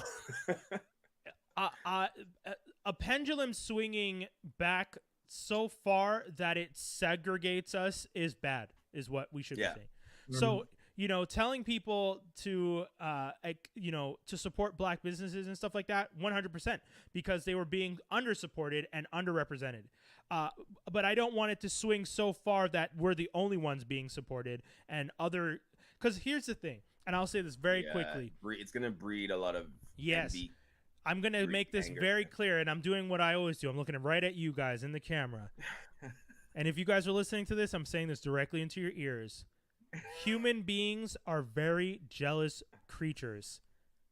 If we start a movement where we only focus on black businesses, entertainment, culture, and community, and we keep saying black, black, black, and we're not working as a unit to be equal to everyone, there's going to be animosity. And I'm not saying that we shouldn't be working to get the pendulum to swing. I'm just saying don't swing it all the way to the other end where we're only supporting black. And for the people out there who are just like, but we haven't been supported for a long time, we should get a period of time where we only support black. I'm telling you. 100% agree. I agree with the period of time. What I don't agree with is that becomes a staple. Exactly. And I say this because I don't want resentment to become something that ingrains in other cultures and other communities, and then it becomes a whole other argument and war. You're already seeing it from the onset of All Lives Matter. Yes. Just that in itself is exactly what Brian is talking about right now. Yes. That in itself. So that's okay for the few that are saying it, and that obviously are the people that we we actually don't care about those people. Yeah, not at all. I could give a fuck. But over time, there will be people who aren't on the all lives side that will probably start feeling like, hey, okay, I think we're making moves here. We kind of also want you guys to address these other issues. I think it's more complicated and nuanced that we're making sound right now. There are so many layers to it. I'm just saying on a base level, think about the fact that every human being has an innate interest in self-preservation and everyone wants to feel special. So if you make one person feel special, and yes, we have made the entire system of oppression is based on making one group feels special. And I agree that we need to dismantle that system. But by dismantling it, if we turn around and make only another group feel special and keep saying this group should only be special, people will feel upset and have animosity towards that. So we need to figure out a way to for equality. Yeah, like, we got to figure out a way. The day. Yeah. Mm-hmm. And I don't even know that's if the we most actually important want to call it equality, because equality in itself. Yeah, but I feel like it's lost in translation of what it truly means to be equal. Like I don't think we're capable of getting rid of biases. Yeah, right? Any one of us. So when we say equal, it's never equal. I don't think mathematically it's possible for it to be equal. What we need to do, though, is write it in black and white on every issue. It's gonna take a long time. Yeah, it's gonna take a while, but it's gotta be in a place where, for example, let's go with the crime. If you steal $50 and Brian steals $50, same punishment. Period. Yeah. Dude, I don't care what you did before. You saw where that you were. post where the one guy got 2 years and the other guy got 25 years in the same courtroom, same judge, same day, the exact same crime. How and why? Like, what the fuck? And that's exactly. That's the point. The problem. Yeah. Okay. What else we got in geek news and rumors? Skinny popped back in just in time. Nick Kondo, the lead animator of Sony ImageWorks, announced work has begun on Into the Spider-Verse 2. I know people are very excited for that. Good luck to him and the team. We're excited to see that film in the near future. 2022, man, damn. Yeah. But I mean, that makes sense. Dude, think about it, though. Back in the day, it used to take longer to do animation. I know. Like, what movie was it they were working on? Supposedly they were working on, like, Aladdin, Little Mermaid, Aladdin, Lion King, something, all at the same time, just knowing that each one would, like, roll over, this one comes out, roll over, this one comes out, and they start work on the next one. That's crazy when you think about it. Still do that, trust me. Oh, do they? Okay. Yeah, that makes sense. Animation studios, they're always doing something like that. They work on like 8 movies at the same time. Hot damn. Harley Quinn showrunner Patrick Schumacher? Okay, let's say Patrick S. Oh, Shoemaker.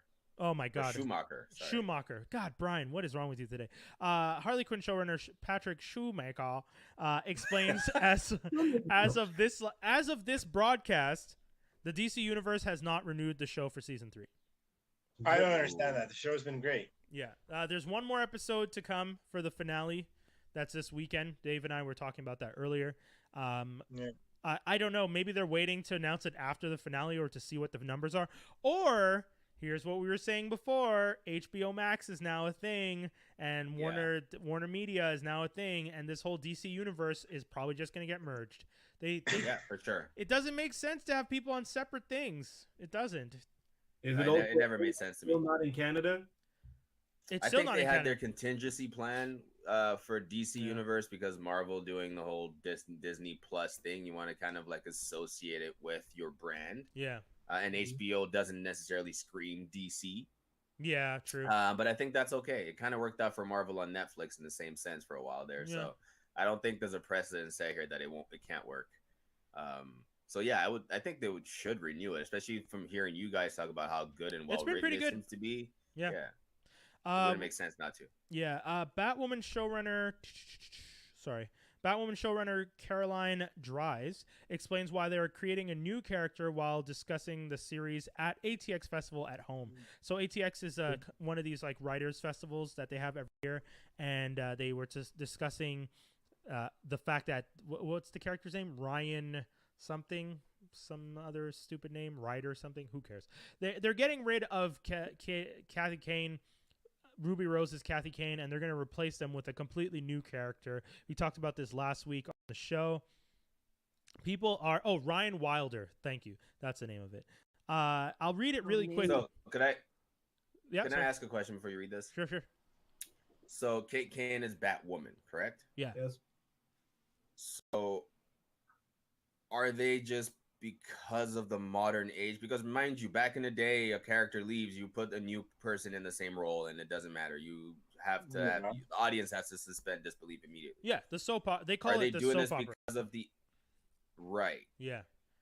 Are they doing this because of the social media age and saying, "Hey, we don't want to disrespect you guys and get a backlash"? I don't know. By telling you. Well, I'll read it to you to see because they explain it. Yeah. To be honest with you, Okay. I did consider the soap opera version of recasting for a hot minute because selfishly, we already have a couple episodes written and transition-wise, it would be seamless, she said. But upon further reflection, and I think Greg Berlanti helped me make this call, he's like, I think we could just reboot Batwoman as a different character. In addition to paying respect to everything that Ruby Rose put into the character during season 1, Dry says it also helps the audience because we're not asking them to address the elephant in the room by accepting a new face as the same person. I agree. I don't know. Yeah, you could just replace the actor. I don't care. Who cares? Yeah, what the frick? Who cares? Elephant in the room, guys. Elephant in the room. Who cares? It does not matter. Yeah. No one likes your show. That is a crazy reason, and I fucking love that she added Greg Berlanti's name to this. Just she wasn't even asked who helped you, or who inspired you to make this decision. She said him under the bus. Yeah, exactly. I think he helped me. Yeah, I think, and she can go back and say, "Look, I said I think." Yeah. Greg have a career. Greg Berlanti. Yeah, Greggy Boy said it was all good. It's like, what are you talking about? Oh man, Ryan Wilder. It's interesting to see how this plays out. Who knows? Maybe this might be the thing we needed to go watch Batwoman. No, I mean, I'm gonna watch the first episode. I want to see who this new character is. I'm definitely gonna watch the first episode to be like. But what I don't like is the fact that it says that she was in her past inspired by Batwoman. Isn't she the first Batwoman? Yes. So how much of a past is wait. Kate Kane is the first Batwoman. Are they saying Ryan Wilder was inspired, or they're saying Ryan Wilder is a whole new character who in her past was inspired by Batwoman? So I get. Is there leaping forward in time? Oh yeah, I was gonna say maybe that's what they're doing. They're gonna jump to the stupid arrow time, aren't they? No, they wouldn't. How much past? That's what I'm trying to say. Are they gonna fix the timeline? Remember we were saying the timeline doesn't make sense in this show. Are they gonna fix the timeline? Oh my god! They're like, fuck, these guys got it right. Dude, if they fix the timeline, I'm gonna fucking crack up. Yo, I'll die of laughter and still turn off the show. That is hilarious.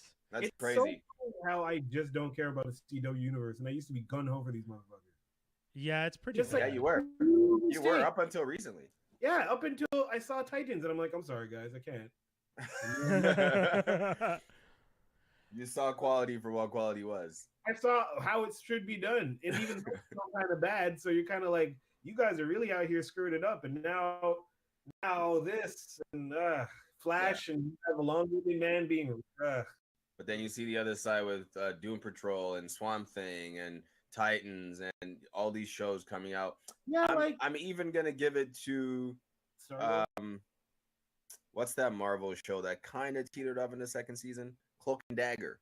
Oh yeah, I didn't even watch that second season. It was. Well, I'm sorry. I just read had an something. Opportunity. They had a. What? I'm sorry.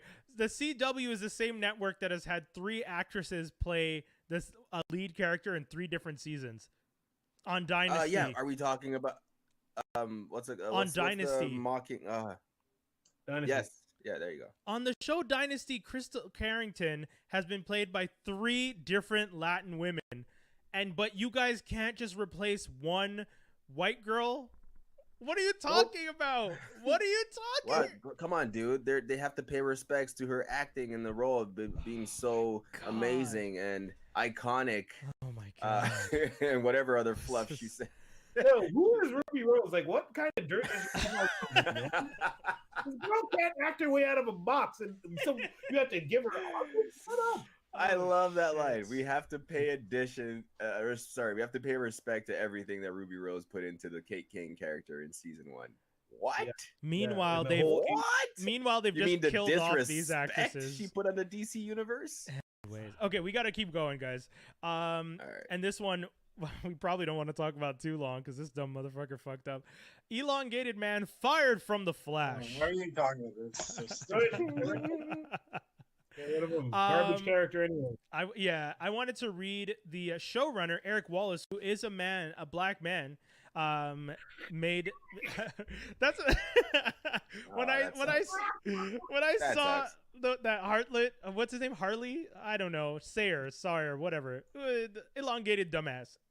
This guy tweeted a whole bunch of weird stuff, right? If I had a wife, I'd go home and beat her tonight.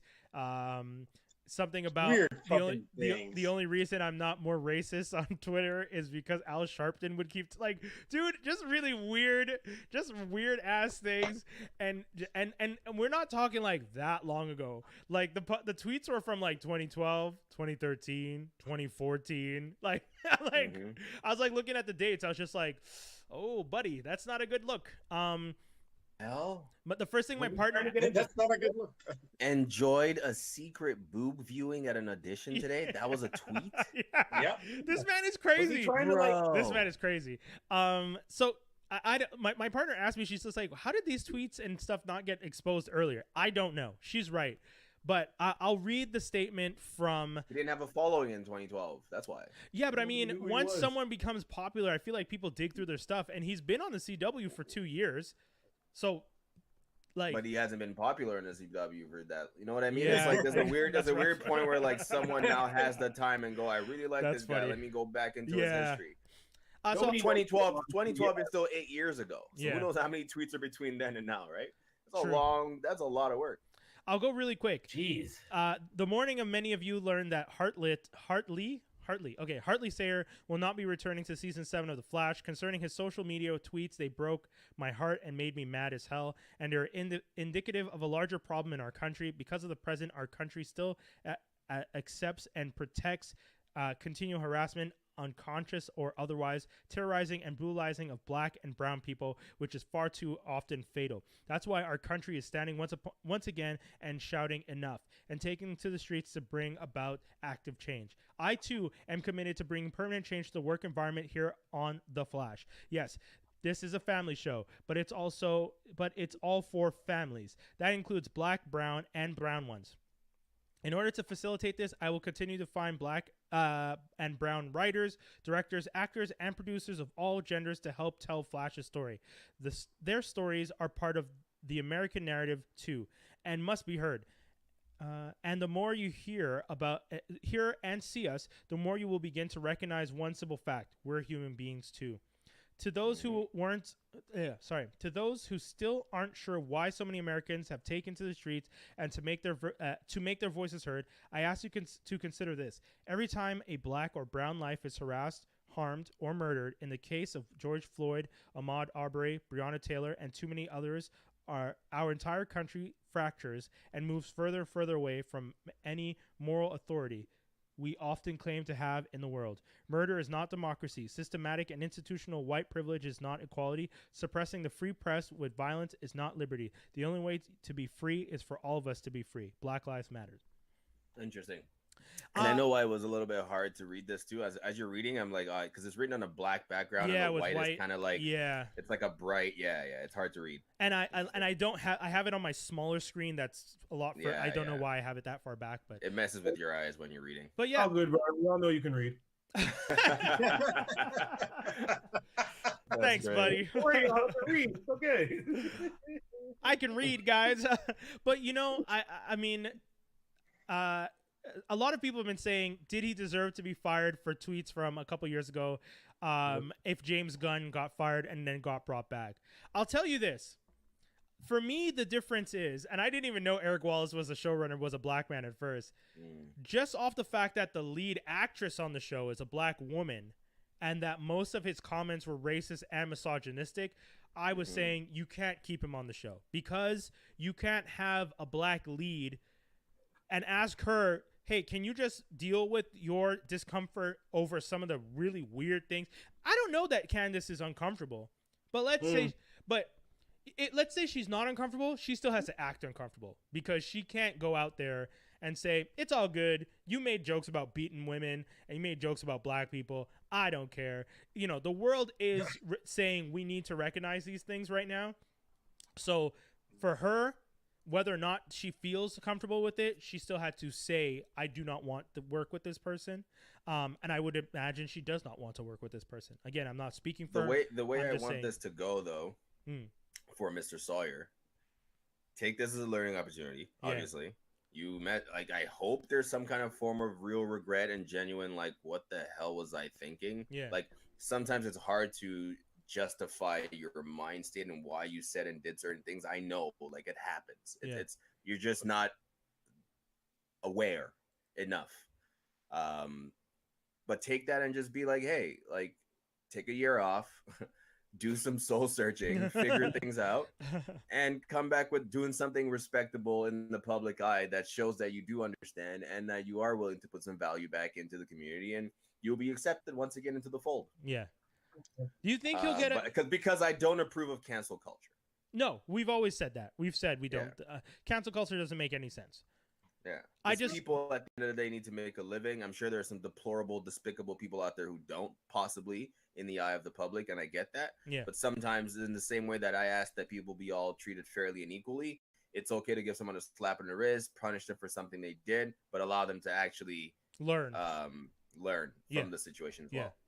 I mean, you know what? I'll say it this way. If Rob Lowe can have a second act after filming himself having sex with underage girls, and everyone just seem okay with that after 20 years, and he becomes one of the most popular comedic leading men again, if Mark Wahlberg can continuously have a history when he was younger, granted, of abuse and aggression towards Asians and blacks and people of color, and can still have a very successful career, I think that Hartley can learn and become a better person, and maybe one day we'll be able to come back. That's what I agree. Yeah. I think they also were like, listen, the character sucks. And he doesn't fuck up. You think if he was if the character was more popular, they would have figured it out? They would have kept him? Like, if the character blew up and had been like one of the most popular characters, do you think they would have figured it out to keep him? Oh, they would have replaced him. They would have fired him, but they would have replaced Elongated Man. This way, they're just gonna dead out Elongated Man. Okay, I see what you're saying. Most likely. Okay, that's probably why they didn't keep him, because they're kind of like, really, like, if it was Killer Frost, this would be different. Yeah. Right? Okay, I see what you're saying. What happened with Isaiah Washington on Grey's Anatomy? Do you remember that story? He made homophobic comments. Right. See, pay for your crimes. Yeah. But you should be allowed at some point to sort of show that you've grown. Yeah, because he came back on the 100 after. Right? Yeah. But if he's still the same problematic character, he'll cancel himself because everybody already knows what you're capable of. Yeah. You know what I mean? Yeah. He came back on the 100 and then was also killed off that show. And then he struck gold with Jaha. I liked him on the 100, actually. Yeah, he struck gold with This Is Us. Yeah. Oh, he's on This Is Us now? Isaiah Washington. No, that's not Isaiah Washington. Yeah, the guy who, that's the same dude. No, it's not. You sure? You're talking about the son, one of the sons. Hold on. One of the kids. That's not Isaiah Washington. It looks. Wait. Are you talking about the dude from Black Panther? The brother? Yeah. Oh, he's not Isaiah Washington. No, Isaiah Washington is older. He's quite a bit older. But what is? But he also got fired from Grey's Anatomy though. Oh, did he? Yeah. Man, Shonda, stop firing all the black people. No, I'm joking. Isaiah needed to get fired. No, hold on. Isaiah needed. What's his name? Hold on. Isaiah Washington, and look up Black Panther. He should be one of the top billed because he was the voice of at the beginning of the movie. He's the narrator. He's the one that tells the story of Wakanda. Yeah, I was forgetting. Him. But also, you can look him up on This Is Us. Wait, I'm amazed that it's not in the comments. Y'all usually have. Oh. Anatomy. Preston Burke dearly did it a 3-season.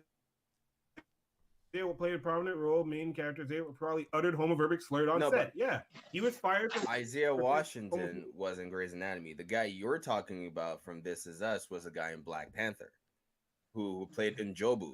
Yeah, who was T'Challa's dad. What's his real name though? That's a great question. We got a comment here. Agreed. I think to help that pendulum swing, we also need to come out and help other cultures in a time of need. Show support to those who supported us. Yeah, I agree. Yeah, that's from Brandon. 100%. Yeah. 100%. And his name is Sterling K. Brown. Yeah, that's it, Sterling. But so you're saying Sterling was? I mean, I see the similarities. Was Sterling so I see where you mistaken Isaiah Washington and Sterling. Oh my God! Not all black people look alike, Skinny. Guys, understand? For years, I thought it was the same dude.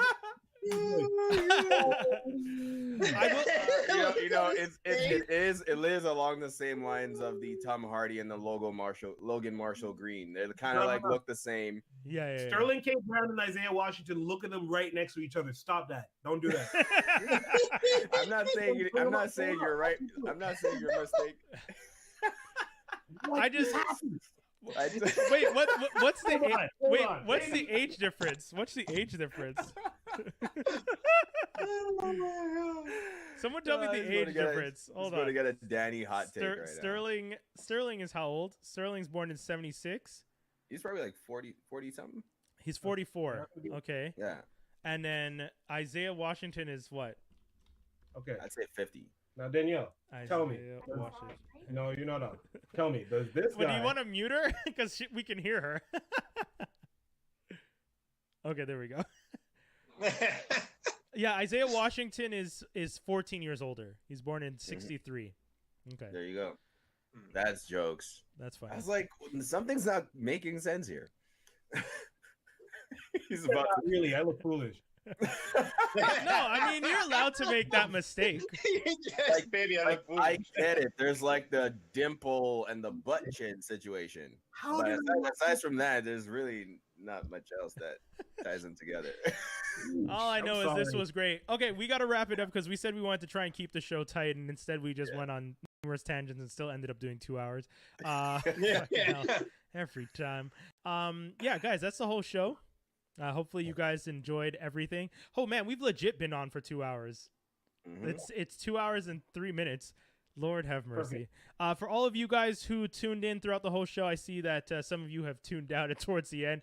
I know sometimes it gets a little long, but hopefully you guys will catch back in on the podcast when it comes out on Friday. Real quick, I want to give a shout outs to the folks over at the Morning Detour. I spoke to Wizzy earlier today. He told me to hit you guys up and let you guys know they're going to be talking about Bill 61 on the show, Valerie Plante and body cameras. CrossFit is canceled after racist tweet. Police defunding. Mark Wahlberg, Nikki and Takashi working on a project together, and they're going to be having a guest from the Breakdown to Lowdown podcast on the show Friday in Montreal on CKUT 90.3 or everywhere else in the world on the TuneIn app at 7 a.m. on Fridays. That's 7 a.m. Eastern Standard Time. So you guys can make sure to check that out. Guys, that's the whole show. Anything else you want to tell the people, folks? Namaste. There we go. Thank you for getting us to number 3. Yeah. The race card is not an advantage. It's literally like getting poisoned in an RPG. Think about that. Wait. Repeat. The race card, as people say, as black people pull the race card, it's not an advantage. Think about it as getting poisoned in an RPG. Okay. Every time we lose 2 HP. It's not cool. I can't. Yeah. Okay. I kind of went over my head a little bit the first time, so no, I understand. Hitting y'all with the facts. Guys, we're out. That's it. That's all. Doses. Peace.